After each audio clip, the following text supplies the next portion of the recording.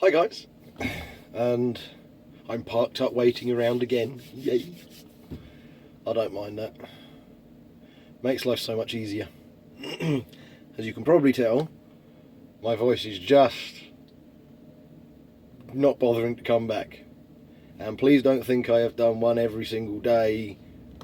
I'm actually doing this once a week. So really my voice still is not coming back. It's starting to bug me now. I'm starting to think I'm stuck like this, you know. There's certain ways I can talk where I can almost get it back. And it's nearly back to where it needs to be. But then if I just talk normally, it goes again, so it's getting on my tits. But now I'm in a contract with a lot of sitting around at the moment. It's not too bad. Really, not too bad, you know. But now I was driving down to where I am, or up to where I am, to be fair. I'm not going to tell you. I'm just sitting, waiting in a nondescript location, in a nondescript cab. Although some clever people may be able to tell what kind of vehicle I'm in, I'm not going to tell you. But no, I was driving up here and I was thinking about things that confuse me. Like how the person who drives a snowplow gets to his work in the morning. But not on that kind of a level. And that's, if anybody doesn't know the reference, I feel sorry for you. If you don't realise the reference in that is Billy Connolly, then I feel sorry for you. But no, it's like the plethora of cars that are coming on the market now that don't have spare wheels. It's before you get a puncture, you pull over. Now let's say you couldn't change your wheel. Okay, let's say you couldn't do it, which the majority of people can't, which is why they're taking them away, along with fuel economy. Load of old bollocks, that is. But let's say you couldn't, and you pulled over and you had a flat tyre and people are driving along, trundle. Eventually somebody would pull over. I mean, I used to, and it's like, do you need a hand? Okay, you got a spare, let's have a look, and I always carry a foot pump just in case I get a flat tyre so I can pump up the spare if it needs it, and so on and so forth. And it was an annoyance if you changed your own wheel and you got a puncture, you pull over, and it was an annoyance. You know, you got dirty, you had to empty out your boot, get everything in place, and it was a pain, but whatever. Nowadays, it's a case of you have a puncture, that's your day, done. Fair enough. Now I've got to wait for the AA, the RAC, green flag, whoever you use, to come out and recover me. Or give me a spare, because I know a lot of them carry spares about. And you sit there and you think, well, that's 2 hours, 3 hours, however long it takes them to get to you. And sometimes it can take a while, depending on the time of day. And now instead of a minor setback that's annoying, that's your day done. You know, it's one of those, if you don't have a spare and you're driving to work and you get a puncture and you have to wait, you're late to work. Or if you're a self-employed guy or agency guy like myself and you're in trucking or whatever, that's your day.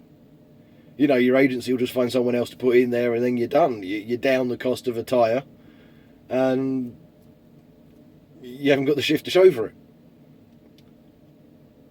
And it amazes me. And I remember one car I had, I got an old Fiat. It was new at the time, it was an 08 plate, 2008.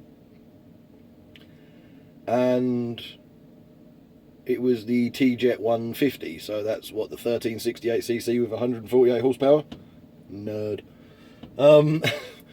But I got that, and it didn't come with a spare, it came with one of those tyre weld, inflate and go pieces of crap. And one day I was driving along, it was in Chelmsford, it was going on to Broomfield Road, and I had to take a bit of evasive action. Happens every so often. An X5 decided to have an argument with a bus that was pulling out of a bus stop, and yeah, that was swerve, and I hit the one of the little traffic island things, with a bit of a raised curb, not one of the curb killers that you get at bus stops, but it was still a raised curb, and I went kadong, knackered the front one, and put a bulge in the back one. Managed to drive it to a location to pull over, and it was dark, and I didn't realise the extent of the damage to the front one, so I tried the tyre weld stuff, you know, the little machine they give you, and that just fell apart. That was busted. So I just left it where it was parked up and walked home, because at the time I lived near to Broomfield Hospital, and so I just walked down the road and I thought, sod it, I'll deal with it tomorrow, because if I got recovered I couldn't go to a tyre place, they were all shut. It was a case of recover home, and then I'd have to figure out how I was going to get my car, and at the time, because it was dark, I didn't know the extent of the damage, so I didn't know what I could and couldn't do, and I didn't want to have to pay for recovery to get myself to a tyre shop. So I thought, I'll leave the car, walk home, deal with it the following day. And so I phoned the AA up, and they came out and they recovered me to a tyre place. Not the one I usually use. The one I usually use was Central Tyres. It's changed hands now. I think it's Tyre City or something like that. And that was along Broomfield Road. In actual fact, I had to walk past it on my way home. And when the AA guy came, he took me to the tyre place he knew, and because he was on a flatbed, a 7.5 ton flatbed, it was a case of he didn't want to have to reverse in to Centrals when there's a couple of cars in there you're not getting in. So he took me to National Tyre. I don't want to get sued, but I'm never going to use them again. I've been driving along, trundle, oh crap, swerve, you know, avoid something that's, hold on, why is that bus going for that, why is he, hold on, I'm out the way style thing, slide, wallop, tonk. I've gone in, they've changed the tyres, and I've said, you know, about the tracking, because I've definitely bent something, and all that, and when they gave me the car back, they said, no, it's all fine, mate, it's all fine, bruv. Now, I have a little bit of mechanical understanding.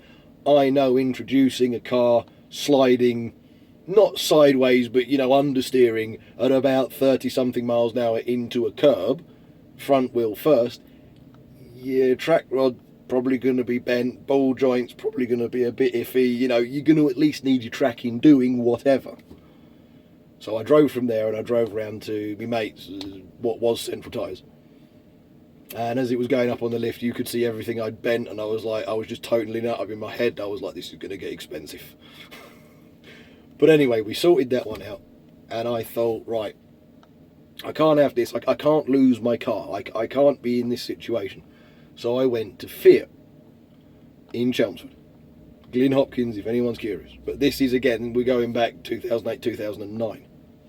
I was borderline getting my HGVs at the time. I had my Class 2, but I hadn't gone through my Class 1, and I wasn't actually driving the trucks at the time. Anyway, I've gone down to Fiat, and I've wandered in, found the parts department, which at the time was upstairs, and I've got this guy who really can't be asked to have a job there, really can't be asked to be there.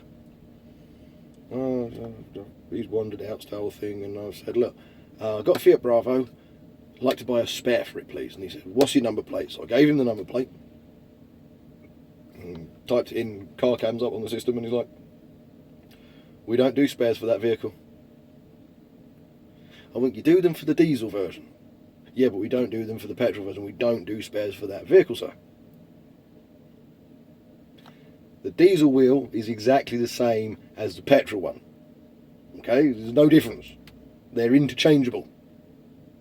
And they do spares for Fiat Bravos if they're diesel. Well, can you sell me the spare that goes with the diesel, please? He went, but we don't do them for the petrol, sir. Well, I need a spare. We don't do them. I said, I was going round and round and round, and I was getting frustrated, as you can imagine. And so I looked at him and I went, you know the funny round things in each corner of the car that are covered in rubber? He went, yeah. Do you sell those separately? Yes. I went, well, if you sell me one, it'll be a spare, won't it? And so it was a case of, would you like a jack with that, sir? I went, yes, please. Would you like the handle for the jack with that, sir? Yes. Would you like the tool that comes with it so you can undo the wheel nuts, sir? Yes. Would you like the foot for the jack? You know, the foot for the actual jack, because you get the jack and then the foot is attached separately and that kind of crap. And it's one of those kind of scissor ones. Yes. Would you like the little attachment so as it goes into the jacking point on the car? Yes. And it's totally not. And it was just one of those moments of, you want to buy a spare wheel for a car. Whether it's a space saver, whether it's a full size, you want a spare for the car. We don't sell them. Do you sell wheels? Yes. Think about that. That was the moment I decided that any car I ever buy, I'm going to get a spare wheel for. Now, I changed to diesels because obviously I became a truck driver. I needed to commute, I needed to do the distance, and I didn't want to keep filling. The old T-Jet 150 used to do about 33 miles a gallon at best. And I didn't want to keep filling up all the time, so I swapped to diesel, and all diesels fortunately come with spares, or at least the ones I've encountered come with spares. Funny thing is, Bert's iX35 doesn't, and it's a 1.7 diesel. It doesn't come with a spare. I'm like, oh well, you know what, sod it, we'll just play it by ear. She doesn't do the mileage anyway, and if she gets a flat, she's within walking distance of either work or home or her parents. So, who cares? But it's just that kind of, it's the principle of you don't have spares in a car anymore. I mean, the entire point of the spare was to keep you going. But it just bugs me. It really gets to me. And I was just thinking about that whilst I was driving down here, and I thought, well, I don't really have too much to make content about, so I'll make content about that. Well, I do have things to make content about, but I'm trying to keep it relatively short until my voice comes back and I can start, talking properly and all that kind of crap, I'm almost there. Give it a couple more weeks, I'll hopefully be there. Fingers crossed. But yeah, I was just thinking about that, and you sit there and you think, why? Oh, well, it's for fuel economy. It reduces the weight in the car. It's a space saver spare wheel. They don't weigh that much. Yeah, but we get better economy without them in the petrols.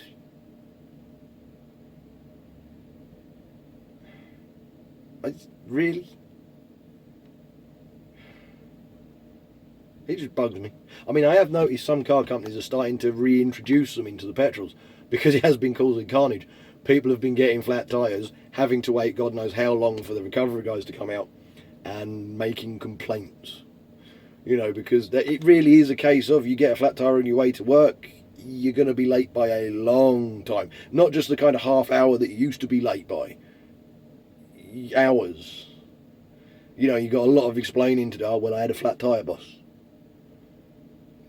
Again, if you're self-employed and you've got to be somewhere, and it's always bugged me, but I just thought I would air that, But anyway, I suppose I should go and see how long it's going to be. They haven't got any bays. That's the reason I'm held up. It's nothing else, no other reason. It's just they haven't got any bays. So I'm kind of in a line, and we're all parked up. We're all waiting. But it's fun. Anyway, thanks for watching. Like, subscribe, share about, do whatever it is you usually do. I'll see you in the next one, whenever that'll be. Most likely next week. The next one, I've been recording some footage with my car. You've obviously seen a couple of the sped up bits and bobs. What I'm thinking about doing is the next one, just to give it a bit of variety, is I'll have some road footage of me driving my car, and then I'll be at home, chatting away about whatever. I don't know yet. I'll be in the corner style things. You can watch road footage as well as listen. Give that a crack. But anyway, like I said, thanks for watching. I'll see you in the next one. So cheers guys, and see you later.